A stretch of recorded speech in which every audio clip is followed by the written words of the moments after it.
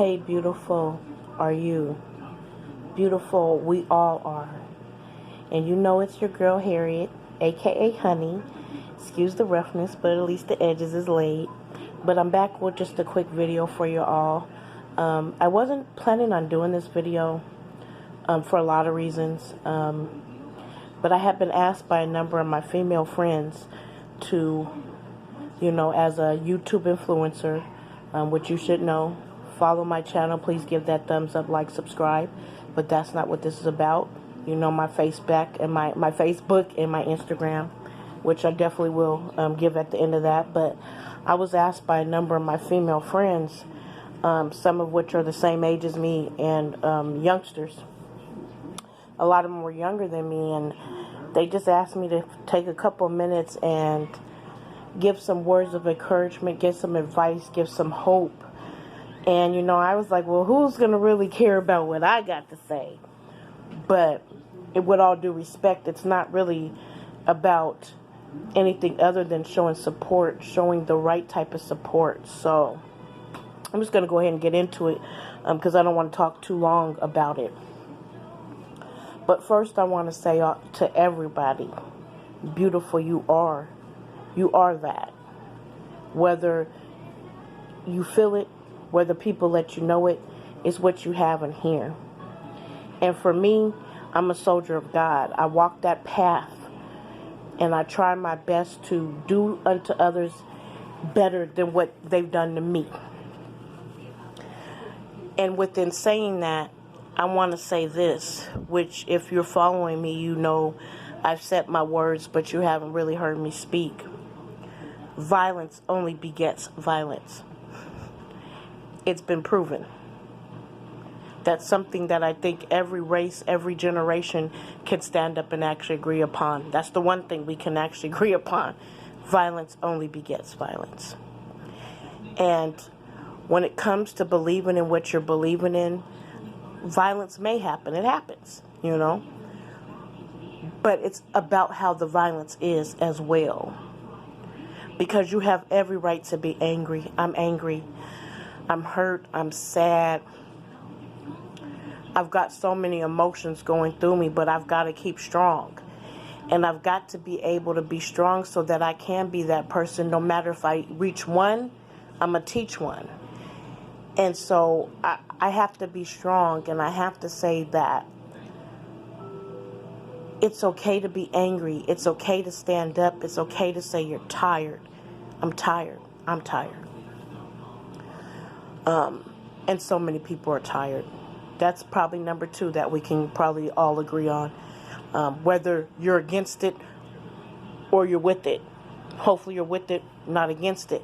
But I would even have to stand up for the people who are against it. They just, unless you ain't got, something ain't right with you, you have to be tired.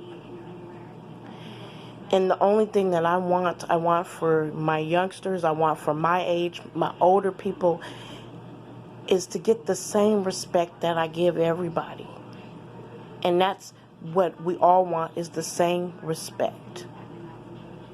If I'm wrong, I'm wrong. If I'm right, I'm right. And I'm not always going to be right.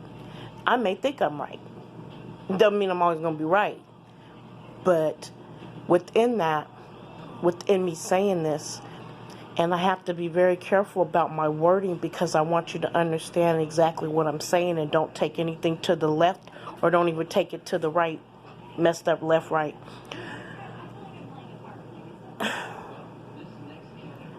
With them being tired, with them being angry, with them being outside of yourself, because even when you're angry, it's taking you outside of the person you are. And know that the enemy wants that. Here's my message now. And I'm going to use my words very carefully and help you get this and understand that. The enemy, whoever that may be, whoever you may have to battle in life, they want that. They want you to go out of yourself in a negative way. So let's flip this. Okay, you want me to be you want me to act a fool? I'm showing you I can act a fool. I can act a fool, but what is that proving? What you think is that I'm ignorant. You think that I'm dumb. You think that I'm worthless. You think that I'm nothing. So what it's time to do is to show you that I am worth something. I am somebody. I'm the same as you. I bleed red. You bleed red. And on this note, and I will end it and sum it up, and I'm going to make it really short and simple. But I'm going to try to use my words carefully so I don't have to add on. There's so many nameless people. So many nameless people who stood up, who fought. So when you do what you do in the matter of how it's going down, think of what Dr. Martin Luther King, what Harriet Tubman, what Sojourner Truth, what Frederick Douglass, and how many millions of others who weren't named, who the only thing was left was a cross. And that's real. There's a lot of unnameless that still are unnamed as of 2020. But I promise you, 6 feet deep or not, they would not be saying target them, because that's what they weren't against. They were against that. They said, we're going to show them we ain't ignorant.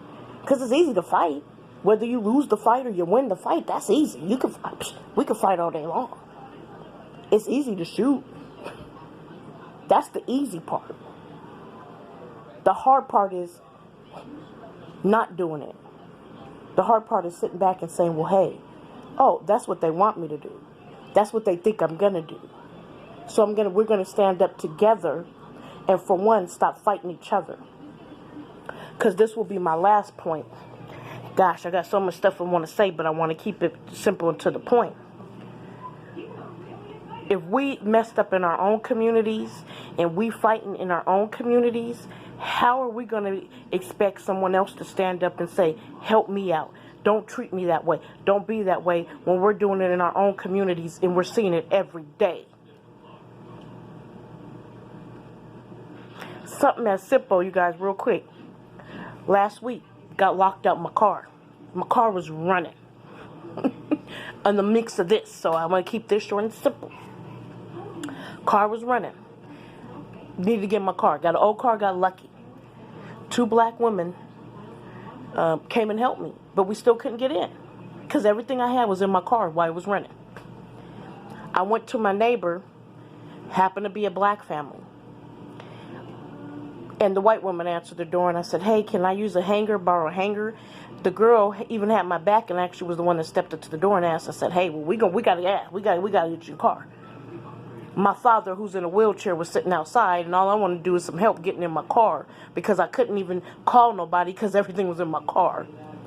But point being, short and simple, this man tells me, well, no, the white woman was the one that told me, but she asked the man over a wire hanger, and no, and they slammed the door in our face. But I went 2 doors down, and I happened to knock on my neighbor, who happens to be white, but her door was open. It was actually a pretty hot day. And I knocked on her door, and she said, well, I don't have a hanger, but I got a butter knife. Short, simple, I was able to get in my car. And the other 2 females, they helped me out, and they didn't leave me hanging. They didn't leave me and my dad hanging. But then it's a cross, because when I wanted the black man, who, as I was expecting to even at least come outside as a black man, I said, well, I'm going to help this woman. Her dad's in a wheelchair. I got the door slammed on me. But the white woman, and I'm going to say it here, and I even told her, I'm going to pay you back. You don't have to do that. I'm not going to. A butter knife, that's nothing. So here, that's my point, and I'm going to wrap it up. How are we expecting them to treat us differently when we're not treating each other differently? I should have been able to come to my brother, especially standing there as a single woman with a disabled person in a wheelchair, and he helped me. But I was able because I met 2 black women, same as me, that weren't going to leave me, and I met a white woman that was willing to help. So sit back on that And just think that that violence, I'm telling you, with you smashing up everything, all you doing that, they see you. So you may not pay the price for it today, but you will pay the price for it eventually.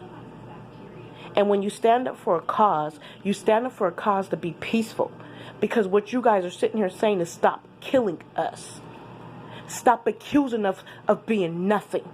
Stop accusing us as soon as you pull up that we're gangsters, thugs. That's what you guys are saying.